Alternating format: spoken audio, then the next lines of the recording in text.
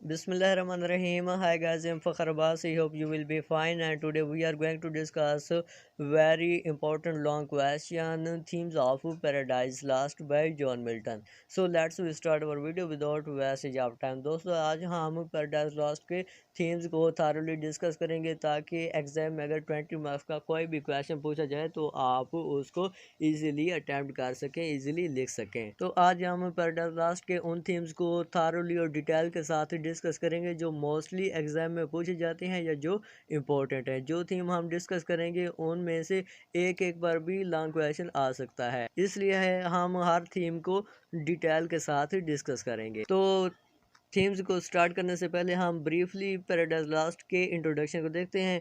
Paradise lost एक long epic poem है। Milton ने 12 बुक्स लिखी पैराडाइज लॉस्ट पर। फर्स्ट वर्जन जो है इसका 1667 में पब्लिश हुआ और इसका सेकंड वर्जन जो है वो 1674 में पब्लिश हुआ। फर्स्ट वर्जन में 10 बुक्स इंक्लूडेड की गई थी और सेकंड वर्जन में 12 बुक्स इंक्लूड की गई हैं।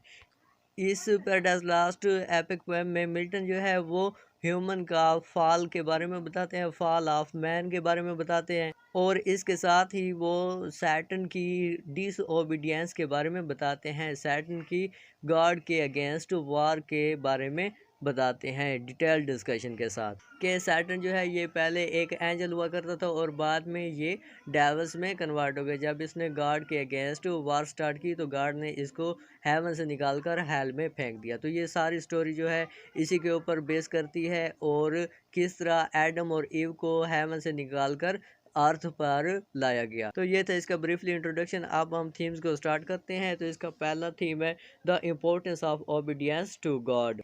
गॉड की ओबीडियंस, गॉड की फर्मा बरदारी की क्या इम्पोर्टेंस है, इसका पहला थीम है। तो पैराडाइज लॉस्ट के फर्स्ट वर्ड्स बयान करते हैं कि पोएम का main theme man's first disobedience होगा। मिल्टन एडम और ईव की डिसओबीडियंस की स्टोरी नरेट करते हैं कि किस और क्यों ये हैपन हुआ कि उन्होंने गॉड की डिसओबीडियंस की, और वो सैटर्न की बगावत की स्टोरी को लार्जर कंटेक्स्ट में बयान करता है और जेसस की रिसरेक्शन के बारे में बताता है कि किस तरह लास्ट मैन सेक्रीफाइस करेगा। इसके बाद रैफल एडम के अंदर स्ट्रांग थ्रेट को क्रिएट करने के लिए सैटर्न की डिसओबीडियंस की स्टोरी बताता है। पैराडाइज लॉस्ट दो मॉरल वेज को प्रेजेंट करती है कि कोई भी डिसओबीडियंस के बाद एक को अख्तियार कर सकता है।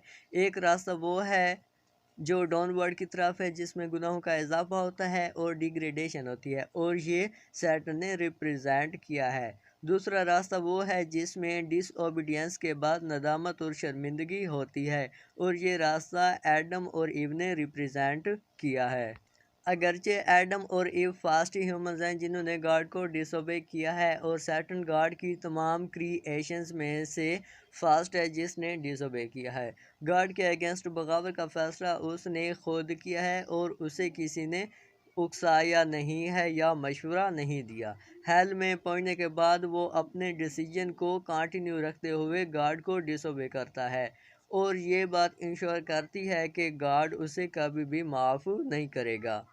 इसके बरअक्स दूसरी तरफ एडम और ईव अपने गुनाहों पर पछताते हैं और बख्शिश की राह तलाश करते हैं।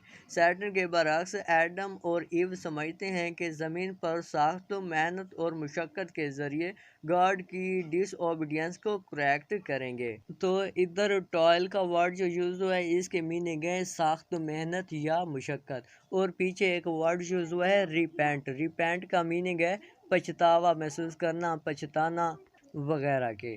तो इसके बाद है यही रास्ता सेलेक्ट करने के लिए बेस्ट है। बुक 11 और 12 ये बयान करती हैं कि फॉल के बाद गॉड की ओबीडियंस ह्यूमन काइंड्स की बख्शिश और नजात का ज़रिया बनते हैं, या ये ओबीडियंस जो है ह्यूमन काइंड को बख्शिश और नजात की तरफ ले जाती है। साल्वेशन जो है वर्ड इसका मीनिंग है नजात या बख्शिश। तो ये था इसका first theme the importance of obedience to God. इसके बाद इसका दूसरा थीम है the hierarchical nature of universe. Universe की हायरार्किकल नेचर, हायरार्की मीन दर्जा बंदी, दर्जा ब दर्जा मकामात। यूनिवर्स में दर्जा ब दर्जा मकामात क्या हैं, या यूनिवर्स की हायरार्की की नेचर क्या है, दर्जा बंदी की नेचर क्या है। तो पैराडाइज लास्ट हायरार्की के बारे में है जो कि ओबीडियंस के बारे में है। इस यूनिवर्स की लेआउट इस तरह है, हेवन सबसे ऊपर है, हेल सबसे नीचे है और अर्थ इनके दरमियान है। और ये गॉड और उसके ग्रेस के अकॉर्डिंग है, मीन्स ये गॉड ने खुद इसको अरेंज किया है यूनिवर्स को। और ये हायरार्की सोशल हायरार्की को लीड करती है कि पहले एंजल्स, फिर इंसान और जानवर और बाद में डिवल्स आते हैं जो हेल में है। सन गॉड के करीब है अपने आर्च एंजल्स के साथ और चर्व्स इसके पीछे हैं। एडम और ईव और ज़मीनी जानवर इसके बाद हैं और दूसरे फॉलन एंजल्स आखिर में आते हैं। इस हायरार्की की रेस्पेक्ट करना गॉड को ओबे करना है। सैटर्न सन को सुपीरियर मानने से इनकार कर देता है और गॉड की इस हायरार्की पर सवाल उठाता है। जैसे कि सैटर्न के कैंप में जो एंजल्स होते हैं वो गॉड को डिफीट करने के लिए बगावत करते हैं और उनका बिलीफ है कि वो हेवन से ये अनफेयर हायरार्की को ख़त्म करेंगे।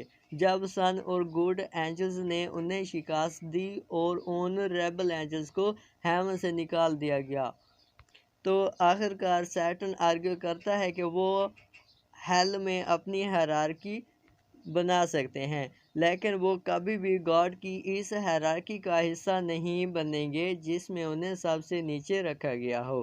सैटर्न ह्यूमन काइंड को करप्ट बनाते हुए गॉड को डिसोबे करता है। इसी तरह ह्यूमन काइंड की डिसओबीडियंस गॉड की हायरार्की की करप्शन है। फॉल से पहले एडम और ईव गॉड के बहुत ज़्यादा क्लोज थे और फरिश्ते इनको मिलने आते और इनकी सारू करते, खिदमत करते।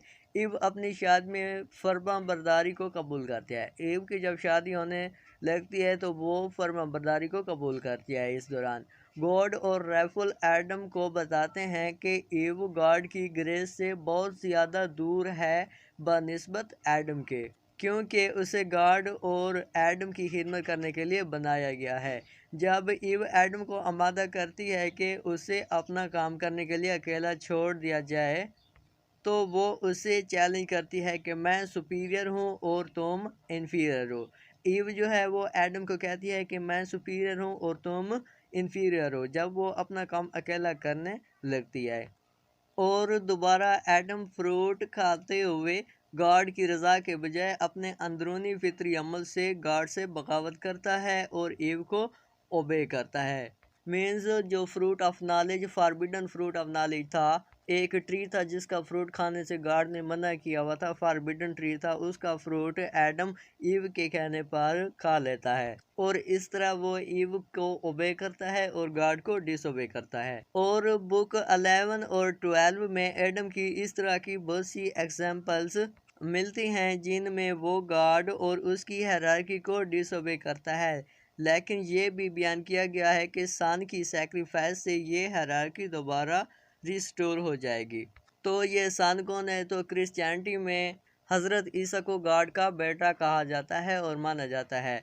तो इधर उनकी बात हो रही है कि हज़रत ईसा जब सेक्रीफाइस करेंगे तो ये हायरार्की जो है दोबारा रिस्टोर हो जाएगी। तो ये था इसका दूसरा थीम। इसके बाद लास्ट थीम है the fall as partially fortunate, कि एडम का जो फॉल है वो पार्शली खुशकिस्मत है, उसके मुकद्दर में अच्छा साबित होता है। तो ये क्या है the fall as partially fortunate, इसको हम डिटेल के साथ डिस्कस करते हैं।